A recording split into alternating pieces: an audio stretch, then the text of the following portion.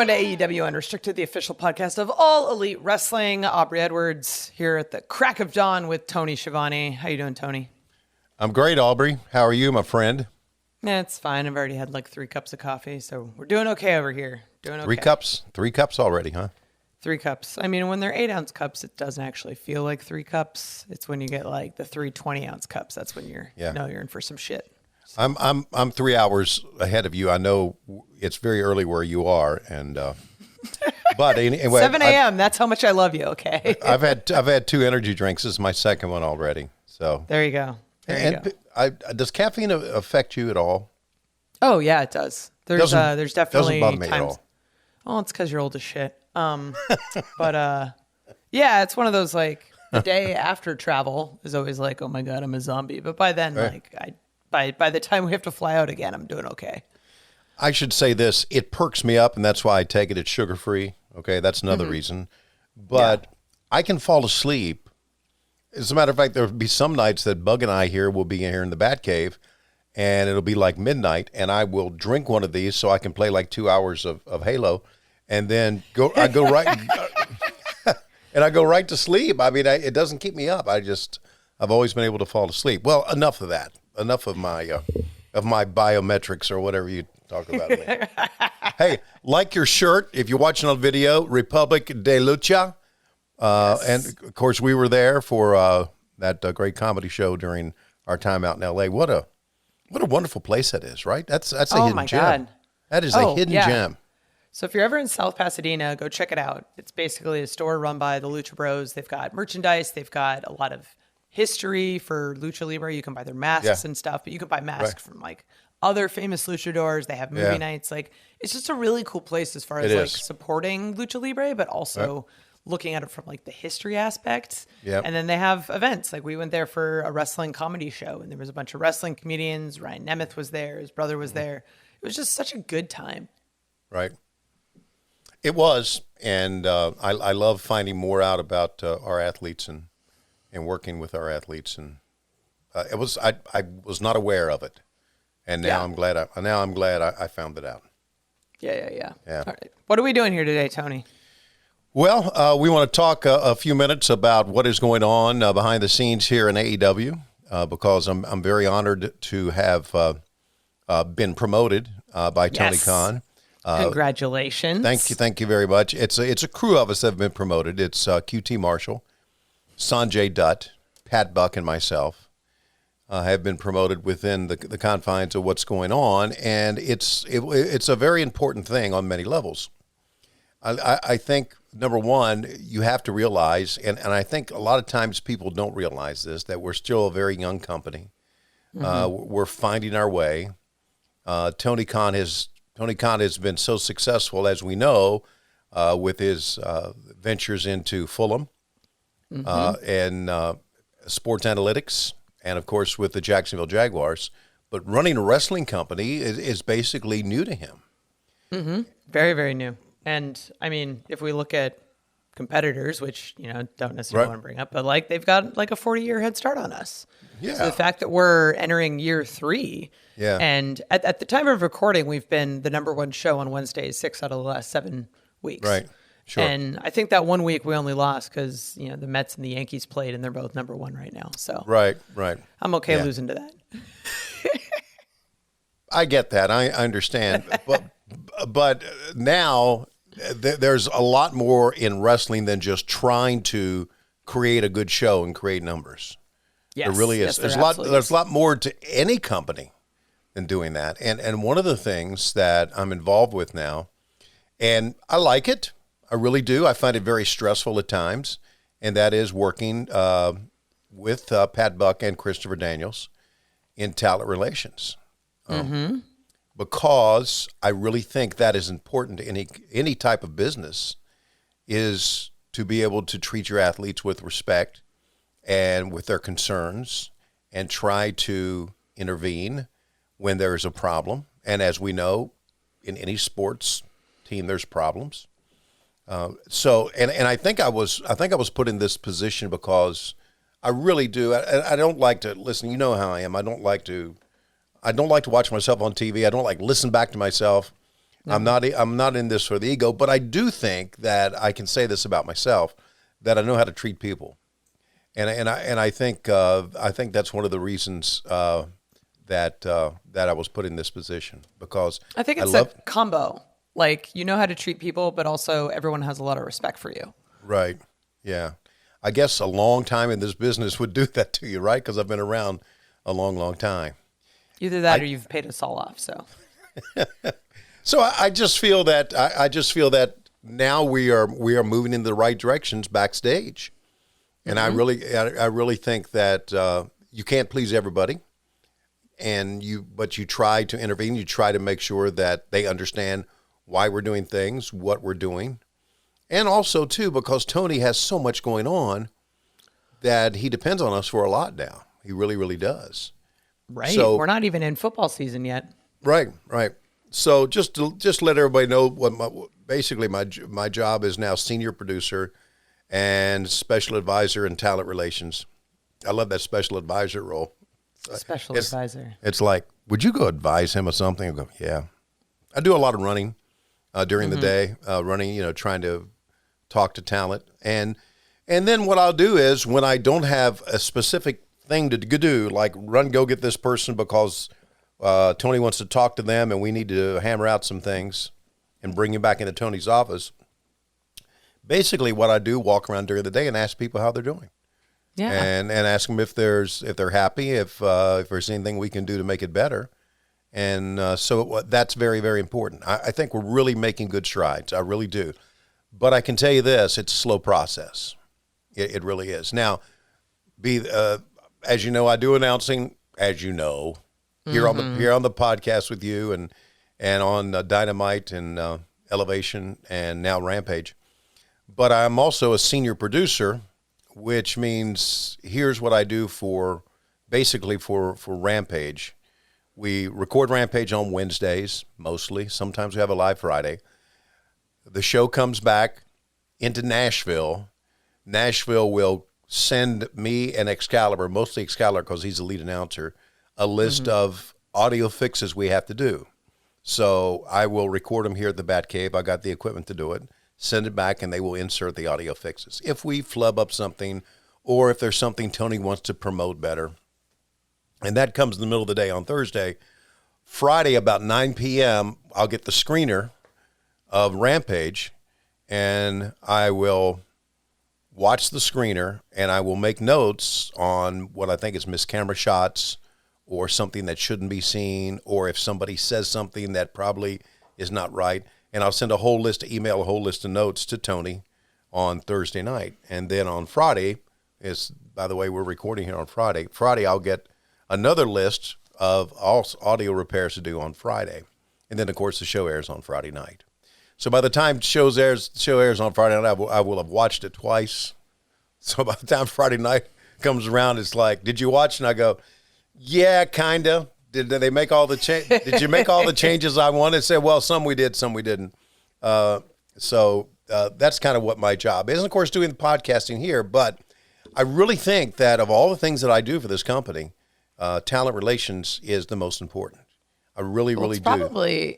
It's probably the most rewarding, I would imagine. Yeah. Because you get to see all of these people. And like you and I both know, like we have people who have a wide range of history in this business. People like me who haven't been doing this for very long. And then we've got people like, Chris Jericho, who's entering I think his 33rd year in wrestling. So it's you've got a wide range of people, and all those people have different goals and different aspirations and all these different things, and you're trying to manage all that. And there's a lot of big personalities backstage that you're also trying to manage. Yeah. Because there's those kind of clash a little bit sometimes. And yeah, of course. And as far as creative goes, we do lend a hand on the creative part. We are sounding board for Tony on his creative ideas. He'll listen to us if we do have some creative, but make no mistake, Tony is the creator, is the, as we say, booker, writes the show, and we just lend a hand, and we will work with him on Tuesday. Tuesday's a very, very late night for us, and I enjoy it. Tony and I talked about this. Tony says, wrestling has always been something you do at night. There comes Chewy in. as you see him over my shoulder. Chewy, what are you doing?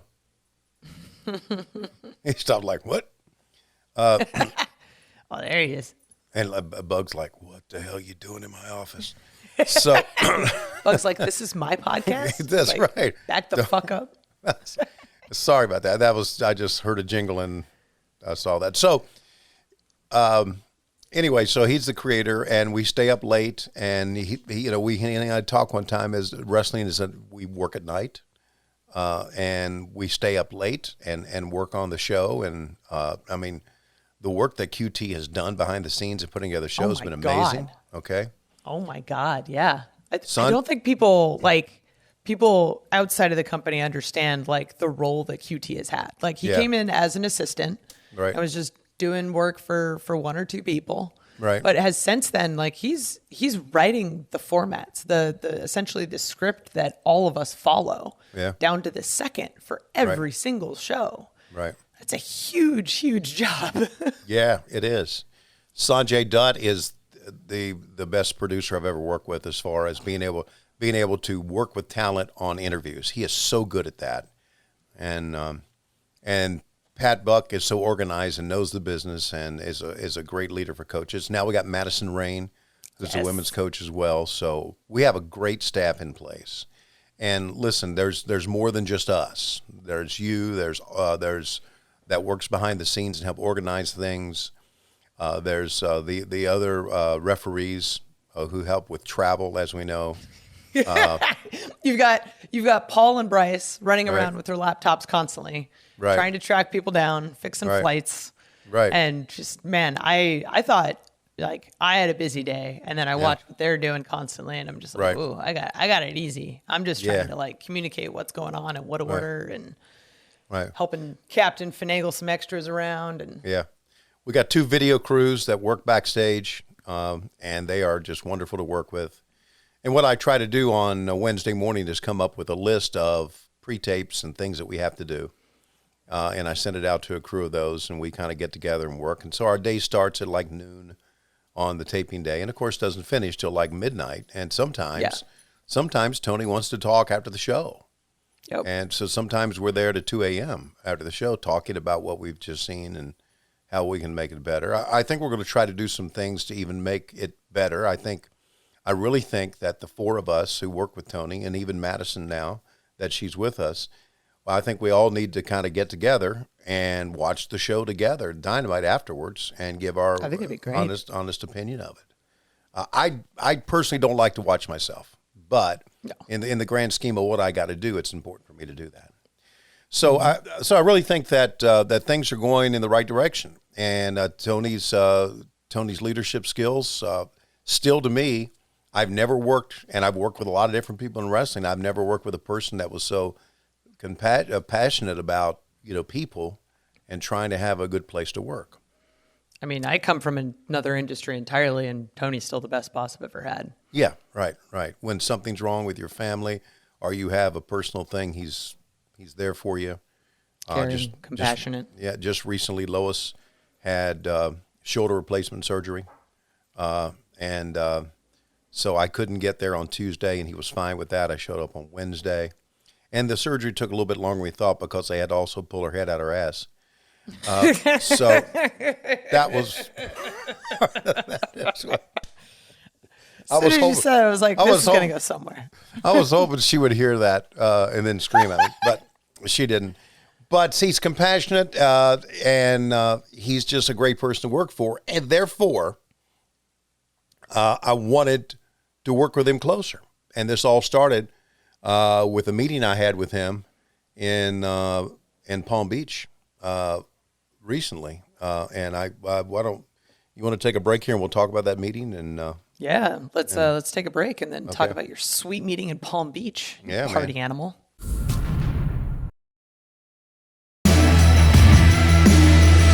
This is AEW Unrestricted. Before the break, we were talking a little bit about all of our staffing changes and promotions and kind of a little bit more of the behind the scenes on the creative process at AEW, because Tony Khan is a big part of it, but now he's got this awesome team helping him out, and Shivani, before the break, you mentioned that kind of all of us started with a meeting between you and TK down in Palm Springs. Yeah. What happened was, and I thought about this for a long time and talked to my friends that were backstage, like Excalibur and I have become very good friends, and you and Bryce, and talking to some of the people that, I like being an announcer. That is always the way I've made my living, but man, I can do so much more. Look, we do the podcasts. I do the repairs that we talked about on Rampage, but basically there's just like one day a week, right? One busy work day a week. So I've got all this time, and I don't mind working on the weekends. So I got in touch with Mega, who's our lawyer and our HR person, and I said, I'd like to meet with Tony and kind of go over some of my ideas. She said, well, tell him. I said, okay. Yeah.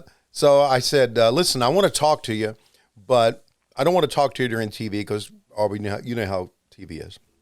TV's a wild beast. TV's a wild beast. So I said, are you going to be in Jacksonville this weekend? I'll fly down to Jacksonville. And he went, yes, I'll be in No, I'm sorry. Back up. I said, will you be in Jacksonville next weekend? He said, yes, I will be. So come on down and we'll meet. I said, okay. So the following Wednesday, I was leaving, and I said, see you in Jacksonville this weekend. He said, wait, no, there's an NFL owners meeting in Palm Beach. Why don't you come down there, and then you can fly with me to Columbia, South Carolina to do TV. I said, okay, you got it.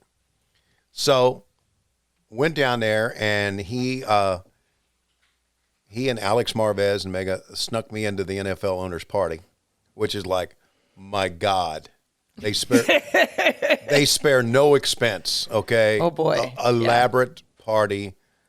And he and I talked at the party, and we talked flying back. And I said, listen, I know your EVPs are the Young Bucks and Kenny Omega. They wrestle, and they have the final say on a lot of things. I said, but I'd like to work closely with them in just helping out any way I can. And he was very receptive to it. And so we started working overnight with him. And, Pat Buck had been brought in, and Pat is very professional and does a great job on a lot of things. So I got working closely with Pat. And then he brought us all in at Universal during a taping at Universal Studios. And he says, guys, I really need your help. He said, this company is going gangbusters, but I feel that I can use you in these ways. And we said, sure. And then the announcement was made. So it all started with a meeting at Palm Beach during a very, very over-the-top owners party. I'm telling you, they had you walk through this aisle, and it's outdoors, okay, in this big courtyard in Palm Beach in this elaborate hotel. And I swear there's like 20 sushi stations. And okay, and all these sushi chefs there making I'm thinking, wow. And yeah, you know how much money the NFL has, right? My God. Oh yeah, no, they've got a ton. Yeah, and a lot of the coaches were there, and Roger Goodell was there, and Shad Khan was there. I got to talk to him, and a band next to the pool. I'm thinking, man, this is the fucking life. I should have said to him, hey, by the way, anything I can do with the Jags? Yeah. Because this is the life. That should have been a real question. This is the life. So anyway, so it started there on the meeting there, and we just I think one of the things that we really do is I really get along. Well, again, I get along with a lot of people. I've always gotten along with the Young Bucks. I've gotten along with Kenny Omega, and I know Kenny's been out because of an injury, and we don't get to see that much of him. But I do reach out to him time to time. I respect them and their knowledge in this business for what happens inside the ring. So I think with our EVPs, and I think with the guys who work now closely with Tony, we really have a good staff of people, and we are moving in the right direction. Let me say this. Things can get crazy, as we talked about backstage. And a lot of times things can get crazy in a negative way. That's the way it happens in wrestling. But now we have the tools in place and the staff in place to try to remedy that before it breaks bad. Mm-hmm. and we're not going to be perfect at it, but I think we're going to make it a better place to work, which has already been a great place to work. Mm-hmm. But I think a lot of times making a great place to work is being organized. And if your employees look at you and say, man, they're organized, it becomes a better workplace. They feel more confident about the company. And I think we can all say that right now. So I think part of it too is and based on the timing of it, because I mean, not everyone knows when the NFL owners meeting was, but that was a couple months ago. So, I mean, the big thing is you and Pat and Sonjay and QT have from at least my perspective, have been doing this role for months. Yeah. And you've been helping out. And I think that's one of the best things about this promotion is the work you've been doing has already been recognized. Sure. And now it's just being, promoted to both everyone internally and everyone externally of like, hey, look how awesome these guys are. They're freaking great. They're doing all this great stuff for the company. Right. I'm not doing it because of money, because I'm as an announcer, and listen, I'm leading a wonderful life. I've, I started in 2019, and back in 2019, actually between 2017 and 2019, I had to call like 3 or 4 jobs together to make ends meet, which were good jobs. It wasn't like I was digging ditches, and I would say digging ditch. If you're digging a ditch, do not be offended. I'm not saying digging. I'm not saying digging a ditch is a bad job, but the 4 jobs I had called together were not manual labor jobs, put it that way. So it wasn't taxing on me. I started working for AEW in 2019, and my life changed for the better financially, but it also changed for the better, rewarding, knowing that I was back doing wrestling again, which I've always loved. So it's been a good run. So what I'm trying to get at is that I'm not doing this because of any ego-driven, money-driven thing. I'm doing this because I really, really believe in this place and want this place to work, and believe in Tony's vision for what we're doing. And I think one of the lessons that I was taught when I first came into the business is that this is great, but it could all be gone tomorrow. Like, who knows what's going to happen? Like, you could have the best plan in the world, but there's so many outside factors that could affect everything that who knows what's going to happen. Yeah. So I think all of us that sort of have more like the office positions, and maybe it's just me speaking for myself, but I feel like a lot of us are just trying to do what we can to help the company be successful. Right. Because we all want this to last as long as it can, because we all love these jobs and we're all grateful for everything that we do. Yeah. And I know this too, and I know this for a fact, and this comment's probably going to get some criticism about it, but here it goes. I do know, this doesn't speak for everyone, but I do know throughout the years in pro wrestling, there have been a lot of people treated like shit. Oh, yeah. And we want to change that dynamic. Mm-hmm. We really, really do. You can't please everybody. And everybody wants to know what their creative is and what their vision is. And there's so much to gather up that sometimes you just cannot give each individual person the attention he or she needs for where they're going, where's their character going, what they're going to do next. You can't. So now I'm put in the position to help Tony out with that out and let them know, hey, we care about you. Here's where you are. You're a big part of this. Or, you know what? You're not a big part of this right now, and here's your role. And just communicate. That's all. Communicate. But there's been a lot of people, not all, but there's been a lot of people treated like shit throughout their wrestling career. And we want to change the dynamic for that. And I think we are. So that's what I got. That's where I am with my dog and my bat cave and Chewy who won't shut up. And my wife with one arm. One arm and her head out of her ass finally. Finally. There's a meme with the Muppets, and it's really good. The Muppets have been operating on this person, and the Muppets are all looking down. They say, "Doctor, we've successfully removed her head from her ass." And I send that to Lois now and then. Love it. This is AEW Unrestricted. We're bullshitting together. Tony and Aubrey talking about all of the recent excellent and positive changes backstage at AEW.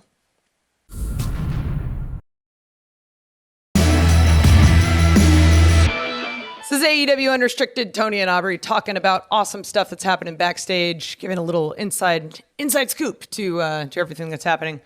Fun story. Was chatting with her producer Stacy, just kind of about the day to day at AEW, and she had a fun question about the blood that we've been having on the show, which yes, I always like because we're TV 14 and kind of adds a little bit of the realness to everything that's happening. And recently at the Target Center in Minneapolis, I had the fortunate opportunity to referee interim champion Jon Moxley versus Chris Jericho, Lionheart Chris Jericho. And of course, there's a lot of blood, and Moxley's bleeding from the ear, and Jericho starts bleeding from the face when we have about 4 minutes left of the match. So that was great. I go to the back. I'm completely covered in blood. I've got a shirt, my arms. I have no idea whose blood it is. It might be mine for all I know. Yeah. But it's always kind of interesting to see, when you're filming two different television shows, and one of them, kayfabe, happens 2 days later. Yeah. I can't walk out on Rampage and be covered in blood, because why would I be covered in blood for 2 days? Exactly. Right. And it's always just a fun process of walking into medical saying, hey, can you wipe all this blood off of me with some alcohol wipes? Check me for cuts. Great. Look good. Cool. Change your shirt. Go back out. And it's just the little things that people don't see. It's fun. Yeah. It's interesting. Changing the mats over, changing the ring skirts over, cleaning up because, back in the day, Aubrey, I'm talking way back in the day, probably in the territory days, there was a lot of staph infection. Oh, yeah. Big time. Because that's the way it was back then. You got cut, you got opened up, and they didn't necessarily clean the mats the way they should.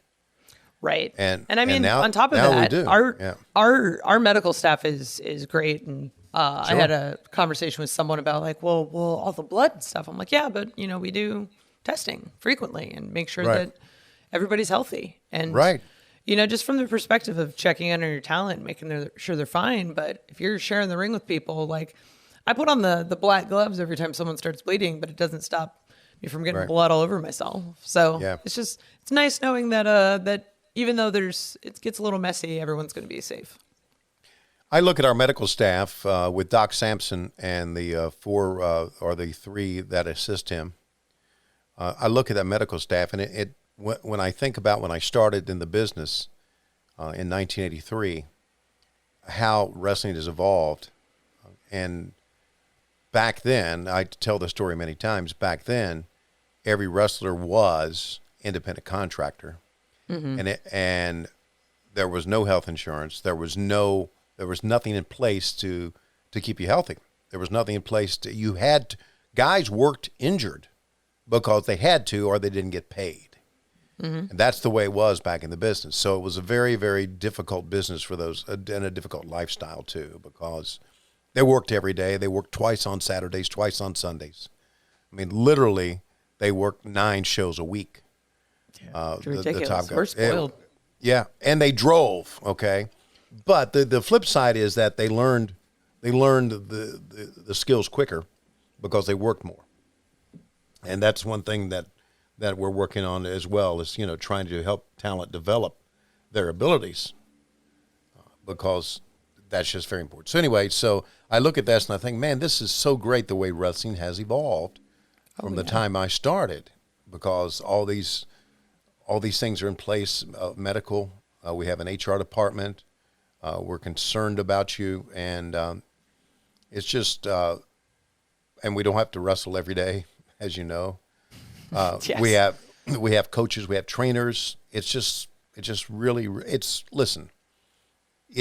what it is. It is a sports team, and it's a sports team that have things in place to make your team perform on a weekly basis on a better level. And unfortunately, we don't have an off season. No. But that's what we are. And we're now under the Discovery Warner Media umbrella as far as our television shows are concerned. We did something for Shark Week.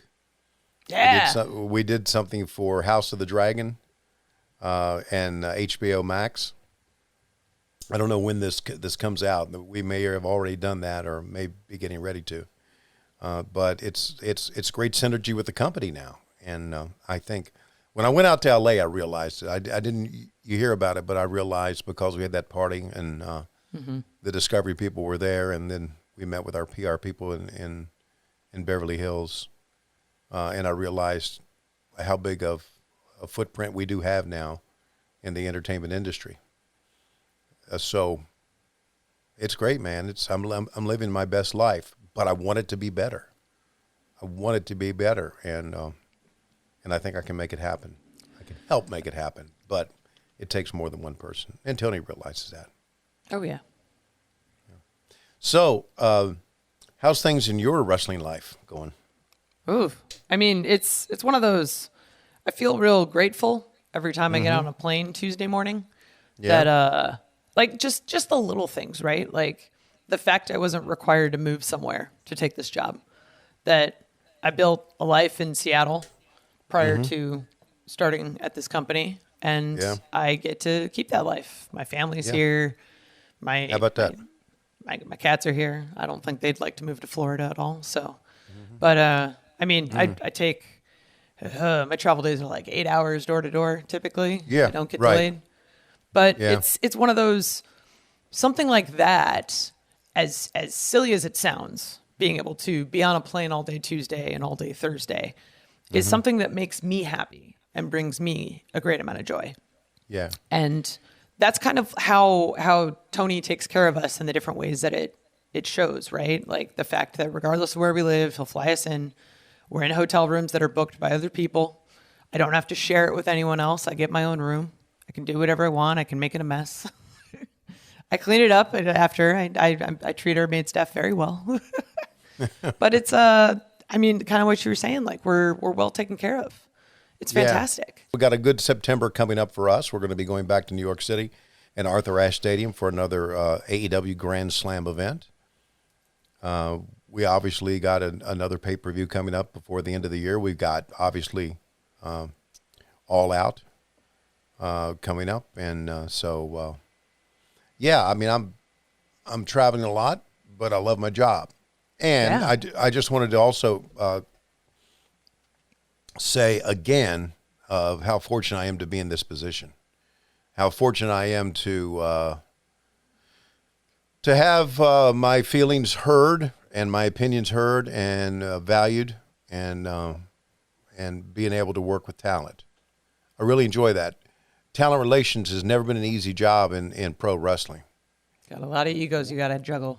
Yeah, and listen, there is somebody there who in our company who knows about that more than anybody else, and that's Jim Ross, because he was head of talent relations back in the day in the WWE when they had house shows and he had to do pay. I mean, he had so much to do. So he's a pretty good advisor to me on that, and he's given me some opinions about how to make sure, because first of all, and I know Bryce and Paul are with this, and we have Emily as well in the office with this, but you got to have a good hotel. You got to make them comfortable. You got to try to, because we're a remote company, you got to fly them in from all these different places. And once you fly them in, then you need to use them. I mean, you could just say, okay, we got Dynamite Rampage. We tape on Wednesdays. We also got Elevation that we tape. So we need to use talent doing that. You can't just fly them in as they used to say, to sit in catering.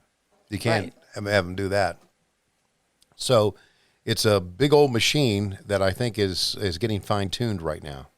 And I'm really, really excited about being in the middle of all that. Because, again, I know how to treat people, and I like working with people. I really do. I like talking to them. When I ask you how you doing, I know I'm concerned. I hope it comes across,